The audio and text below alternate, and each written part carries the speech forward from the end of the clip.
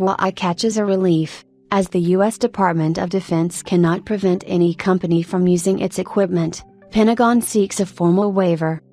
In 2019, the U.S. authorities passed a law preventing Huawei's equipment, mainly network paraphernalia, from being used. Now, it appears that the U.S. Department of Defense cannot bar any entity from using this equipment. It has probably riled up the Pentagon because, according to the latest report, it is pushing for a formal waiver that prevents government agencies from signing contracts with companies that have Huawei-branded hardware installed.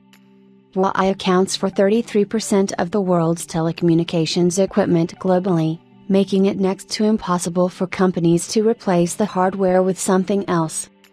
The majority of the globe heavily relies on Huawei's equipment, and with the former Chinese giant having planted its feet so deep underground, companies are unable to replace it with hardware trusted by the Pentagon.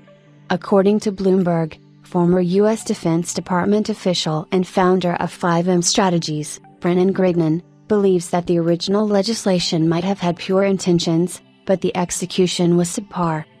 There are certain parts of the world where you literally cannot get away from Huawei. The original legislation had very good intentions behind it, but the execution and understanding of the implications of what it would mean, I personally think that wasn't really thought through. At this time, the House and Senate committees in charge of the legislation have declined to include a waiver in the 2025 National Defense Authorization Act. The U.S. had requested the United Arab Emirates to remove any Huawei equipment, which was rejected, with requests made to Saudi Arabia and some Latin American regions. Various countries have objected to replacing this hardware as Huawei offers price-competitive quotes compared to the competition.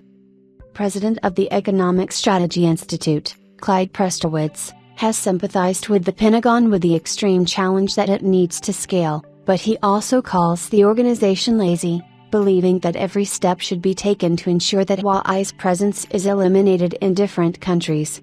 Unfortunately, even U.S. military personnel depend on Huawei's equipment for a multitude of jobs, such as carrying out operations in Africa or senior officials attending international air shows. Extending a waiver would allow the U.S. authorities to purchase additional hardware, assuming it is in line with the national interests of the country.